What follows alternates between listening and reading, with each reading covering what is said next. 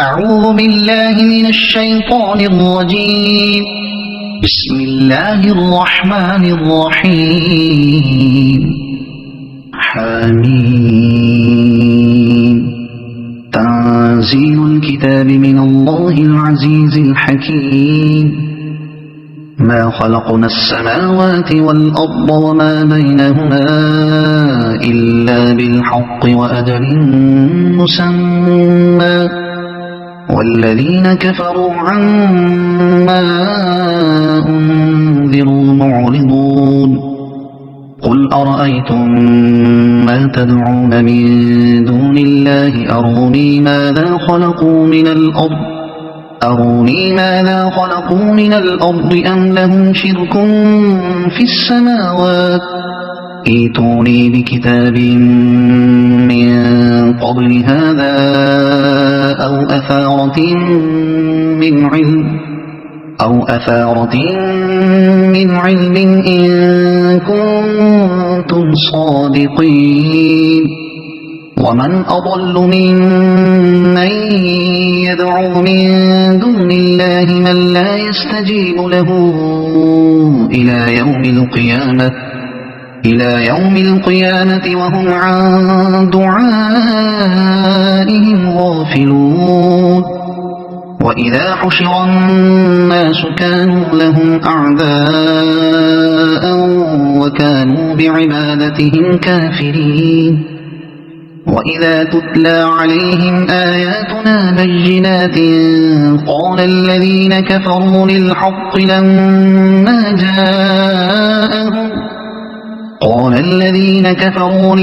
لما جاءهم هذا سحر مبين أم يقولون افتراه قل إن افتريته فلا تملكون لي من الله شيئا هو أعلم بما تفيضون فيه كفى به شهيدا بيني وبينكم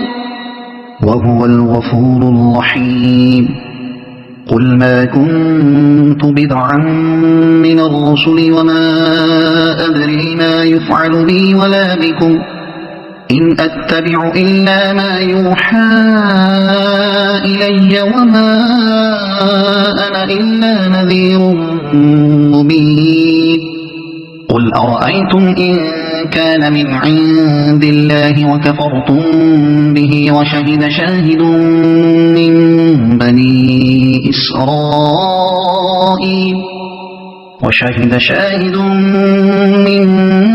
بني إسرائيل على مثله فآمن واستكبرتم إن الله لا يهدي القوم الظالمين. وقال الذين كفروا للذين آمنوا لو كان خيرا ما سبقونا إليه وإذ لم يهتدوا به فسيقولون هذا إفك قديم. ومن قبله كتاب موسى إماما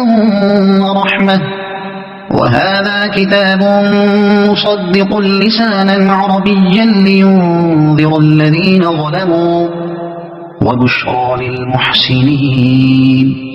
إن الذين قالوا ربنا الله ثم استقاموا فلا خوف عليهم ولا هم يحزنون. أولئك أصحاب الجنة خالدين فيها جزاء بما كانوا يعملون. ووصينا الإنسان بوالديه إحسانا حملته أمه كرها ووضعته كرها وحمله وفصاله 30 شهرا حتى إذا بلغ أشده وبلغ 40 سنة قال رب أوزعني أن أشكر نعمتك التي أنعمت علي وعلى والدي وأن أعمل صالحا ترضاه وأصلح لي في ذريتي إني تبت إليك وإني من المسلمين أولئك الذين نتقبل عنهم أحسن ما عملوا ونتجاوز عن سيئاتهم في أصحاب الجنة وعد الصدق الذي كانوا يوعدون والذي قال لوالديه أف لكما أتعدانني أن أخرج وقد خلت القرون من قبلي وهما يستغيثان الله ويلك آمن إن وعد الله حق فيقول ما هذا إلا أساطير الأولين أولئك الذين حق عليهم القول في قد خلت من قبلهم من الجن والإنس إنهم كانوا خاسرين ولكل درجات مما عملوا وليوفيهم أعمالهم وهم لا يظلمون ويوم يعرض الذين كفروا على النار أذهبتم طيباتكم في حياتكم الدنيا واستمتعتم بها فاليوم تجزون عذاب الهون بما كنتم تستكبرون في الأرض بغير الحق وبما كنتم تفسقون واذكر أخا عاد إذ أنذر قومه بالأحقاف وقد خلت النذر من بين يديه ومن خلفه ألا تعبدوا إلا الله إني أخاف عليكم عذاب يوم عظيم قالوا أجئتنا لتأفكنا عن آلهتنا فأتنا بما تعدنا إن كنت من الصادقين قال إنما العلم عند الله وأبلغكم ما أرسلت به ولكني أراكم قوما تجهلون فلما رأوه عارضا مستقبل أوديتهم قالوا هذا عارض ممطرنا بل هو ما استعجلتم به ريح فيها عذاب أليم تدمر كل شيء بأمر ربها فأصبحوا لا يرى إلا مساكنهم كذلك نجزي القوم المجرمين ولقد مكناهم في ماء مكناكم فيه وجعلنا لهم سمعا وأبصارا وأفئدة فما أغنى عنهم سمعهم ولا أبصارهم ولا أفئدتهم من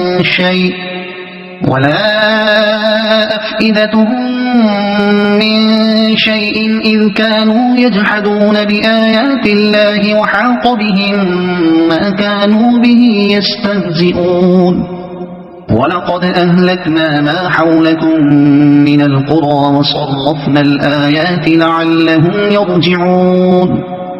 فلولا نصرهم الذين اتخذوا من دون الله قربانا آلهة بل ضلوا عنهم وذلك إفكهم وما كانوا يفترون وإذ صرفنا إليك نفرا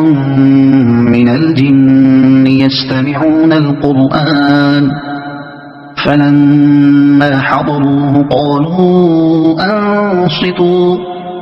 فلما قضي ولوا إلى قومهم منذرين قالوا يا قومنا إنا سمعنا كتابا أنزل من بعد موسى مصدقا لما بين يديه يهدي إلى الحق وإلى طريق مستقيم يا قومنا أجيبوا داعي الله وآمنوا به يغفر لكم من ذنوبكم ويجركم من عذاب أليم ومن لا يجب داعي الله فليس بمعجز في الأرض وليس له من دونه أولياء أولئك في ضلال مبين أولم يروا أن الله الذي خلق السماوات والأرض ولم يعي بخلقهن بقادر على أن يحيي الموتى بلى إنه على كل شيء قدير ويوم يعرض الذين كفروا على النار أليس هذا بالحق قالوا بلى وربنا